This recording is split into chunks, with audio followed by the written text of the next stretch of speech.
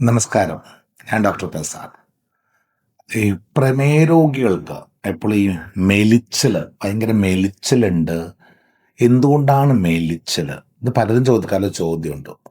നമ്മൾ വേറെ കുറേ കേടുപാടുകളുടെ പുറമേ കാണുന്ന ഒരു കാരണം മാത്രമായിട്ട് കാണുന്ന മെലിച്ചിലിനെ. കാരണം പ്രമേഹം കൊണ്ട് സംഭവിക്കുന്ന കേടുപാടുകൾ എന്തൊക്കെയാണെന്ന് പലർക്കും ശരിക്കും അറിയില്ല.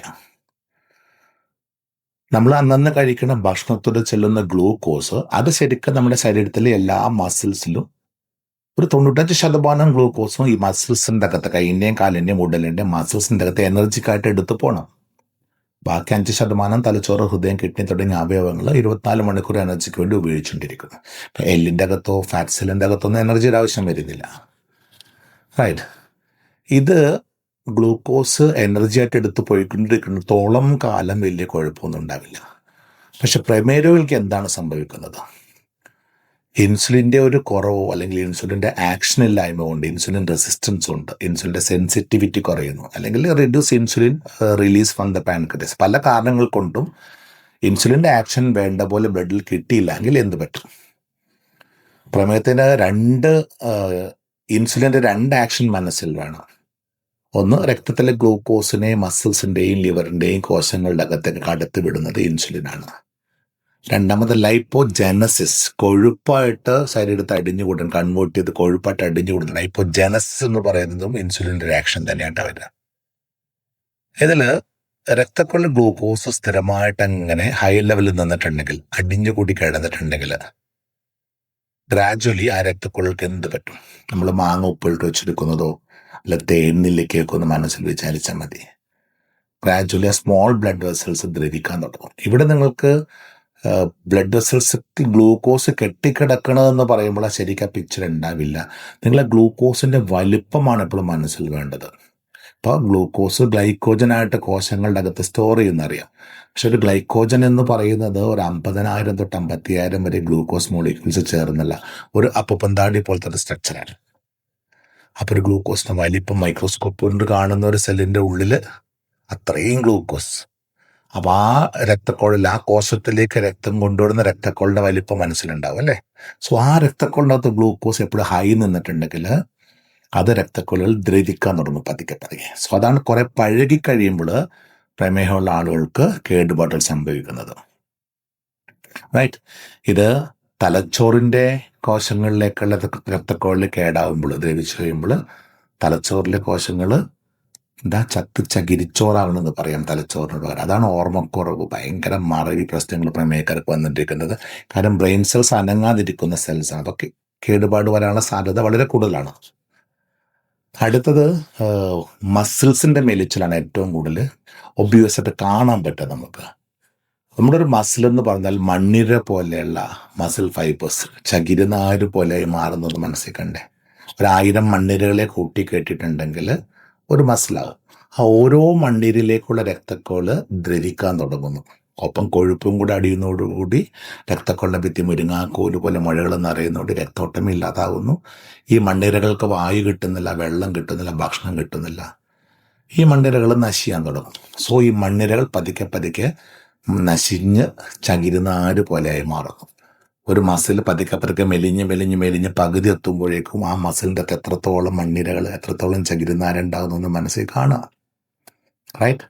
മെലിച്ചിലിൻ്റെ കാരണം വരെ അന്വേഷിച്ച് പോകേണ്ട ആവശ്യമുണ്ടോ? പക്ഷെ ആ മസിൽ നമ്മൾ സ്ഥിരമായിട്ട് കൈയും കാലം അനങ്ങുമ്പോൾ ആ ഉപയോഗിക്കപ്പെടുന്ന മസിലിൻ്റെ അകത്ത് ഇത്രയും മെലിച്ചിൽ ക്ഷീണം വരുമ്പോൾ അനങ്ങാതിരിക്കുന്ന തലച്ചോറ്, അനങ്ങാതിരിക്കുന്ന കിഡ്നികൾ, അനങ്ങാതിരിക്കുന്ന പാൻക്രിയാസ്, അനങ്ങാതിരിക്കുന്ന ലിവർ, നമ്മുടെ അകത്തുള്ള ഓരോ അവയവങ്ങളും ഒന്ന് മനസ്സിൽ കാണും. ഓരോ അവയവങ്ങളും കോടാനുകോടി കോശങ്ങൾ നിറഞ്ഞതല്ലേ. ആ ഓരോ കോശങ്ങളിലേക്കുള്ള രക്തക്കുഴൽ കേടാകുമ്പോൾ സാധാരണ സ്മോൾ ബ്ലഡ് വെസൽ വാസ്കുലൈറ്റിസ്, നിങ്ങളുടെ ഓരോ അവയവങ്ങളും തടിച്ചെതല് തിന്നുന്ന പോലെ ദ്രവിച്ചുകൊണ്ടേയിരിക്കും. ഇത് നിങ്ങളുടെ മനസ്സിൽ വേണം. ഈ ഗ്ലൂക്കോസ് എനർജി ആക്കാനുള്ള ഒരു മരുന്നും ഈ ഭൂമിയിലില്ല. ഒരു മരുന്ന് ഈ ഭൂമിയിലില്ല. സോ അന്നന്ന് കഴിക്കണ ഭക്ഷണത്തോടെ ചെല്ലുന്ന ഗ്ലൂക്കോസ്, അത് അന്നന്ന് എനർജി ആക്കാനുള്ള വ്യായാമം നമ്മൾ തന്നെ ചെയ്താലല്ലേ നമ്മുടെ ചെറിയ രക്തക്കുഴലിൽ ഗ്ലൂക്കോസ് കെട്ടിക്കിടന്ന് ഇങ്ങനെ തടിച്ചെതല് തിന്നുന്ന പോലെ ദ്രവിച്ചു പോകാതിരിക്കൂ. ഇത് ഏതെങ്കിലും ഡോക്ടേഴ്സിനോ മരുന്നുകൾക്കോ ഹോസ്പിറ്റൽ ആർക്കെങ്കിലും നിങ്ങളെ സഹായിക്കാൻ പറ്റുമോ? നിങ്ങൾ സ്വയം ചിന്തിക്കുക. എനിക്ക് വ്യായാമം ചെയ്യാൻ സമയമില്ലെന്ന് പറയല്ലേ. സോ അന്നന്ന് കഴിക്കണ ഭക്ഷണത്തിലൂടെ ചെല്ലുന്ന ഗ്ലൂക്കോസ് അന്നന്ന് എനർജി ആക്കാനുള്ള വ്യായാമം ചെയ്യുന്ന ആൾക്ക് ഇങ്ങനത്തെ കോംപ്ലിക്കേഷൻസ് ഒന്നും സംഭവിക്കില്ല.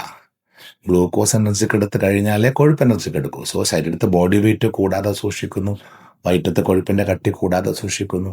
അന്നന്ന് കഴിക്കുന്ന ഗ്ലൂക്കോസും കൊഴുപ്പും എനർജി ആക്കാനുള്ള വ്യായാമം ചെയ്യുന്ന ആൾക്കാണെങ്കിൽ ഒരു ടെൻഷനും വേണ്ട, ഒരു പേടിയും വേണ്ട.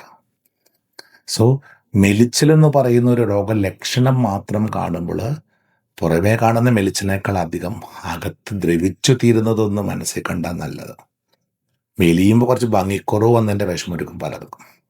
പിന്നെ ഇൻസുലിൻ്റെ കുറവുള്ള പേഷ്യൻസിന്, ഇപ്പോൾ ഇൻസുലിൻ കുത്തിവെക്കുന്ന പേഷ്യൻസ് ഇൻസുലിൻ്റെ കുറവുള്ളവർ വല്ലാതെ മെലിഞ്ഞിരിക്കുന്നു. ഇൻസുലിൻ കുത്താൻ തുടങ്ങുമ്പോഴേക്കും വണ്ണം വെക്കാൻ തുടങ്ങും. കാരണം എന്താ? ഇൻസുലിൻ കുത്തിവെച്ച് ഇൻസുലിൻ ബ്ലഡിൽ ചെന്ന് ഇൻസുലിൻ്റെ ആക്ഷൻ എന്താ? ഗ്ലൂക്കോസിനെ മസിലിലേക്ക് കയറ്റി വിടണം. പക്ഷേ ഇൻസുലിൻ കുത്തിവെച്ചിട്ട് വ്യായാമം ചെയ്ത് മസിൽസ് തല ഉണ്ടാക്കി കൊടുത്തില്ലെങ്കിൽ മസിൽസിലേക്ക് ഗ്ലൂക്കോസിന് കയറിപ്പോകാൻ പറ്റുമോ? ആകെ 2% മാത്രമാണ് മസിലിൻ്റെ അകത്ത് സ്റ്റോറേജ് കപ്പാസിറ്റി. കയറിപ്പോകാൻ പറ്റുമോ? സോ ഗ്ലൂക്കോസ് മസിലിൽ കയറാതെ ബ്ലഡിന് കിടക്കുന്ന അവസ്ഥ വരും. അപ്പോൾ ഇൻസുലിൻ ഗ്ലൂക്കോസ് മെറ്റബോൾസ് ഒന്നും ഫാറ്റ് മെറ്റബോൾസത്തേക്ക് ഡീവിയേറ്റഡ് ആവും. ആ ഗ്ലൂക്കോസ് പതുക്കെ ഫാറ്റാക്കി മറ്റ് കൺവേർട്ട് ചെയ്യാൻ തുടങ്ങും. അതാണ് അടിഞ്ഞുകൂടാൻ തുടങ്ങും. കൊഴുപ്പ് കോശങ്ങളിൽ കൊഴുപ്പ് അടിയാൻ തുടങ്ങുന്നു. അപ്പം അതാണ് ഇൻസുലിൻ കുത്തുമ്പോൾ വണ്ണം വെക്കും. അപ്പോൾ മെലിഞ്ഞ് കുരഞ്ഞിരുന്നതായിരുന്നു. പക്ഷേ ഇൻസുലിൻ തുടങ്ങിയോടെ ഒന്ന് നന്നായി. പക്ഷെ അത് നന്നാകലാണോ? കൊഴുപ്പ് കോശങ്ങളുടെ അകത്ത് കൊഴുപ്പ് അടിഞ്ഞു കയറുമ്പോൾ രക്തക്കൊള്ള ഭിത്തിയിലും ലിവറിലും ശരീരത്തെ ആകെ കൊഴുപ്പടിയുന്നൊന്ന് മനസ്സിൽ കാണുക. ഈ കൊഴുപ്പടിഞ്ഞ് വണ്ണം വെക്കുന്നത് നല്ലതിനാണോ? ഇതൊക്കെ ഒന്ന് നിങ്ങൾ തിരിച്ചറിയാൻ പഠിക്കുക.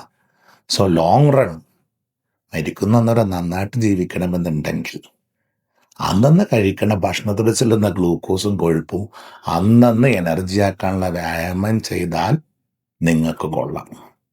ഇത് മനസ്സിലാക്കുക. ഇത് ജീവിതത്തിൻ്റെ അടിത്തറയാണ്. ഇത് പ്രമേഹ ചികിത്സയുടെ ഒന്നും അടിത്തറയൊന്നുമല്ല. എല്ലാ ജീവിതശൈലി രോഗങ്ങൾക്കും ഇത് തന്നെയാണ് അടിത്തറ. Thank you.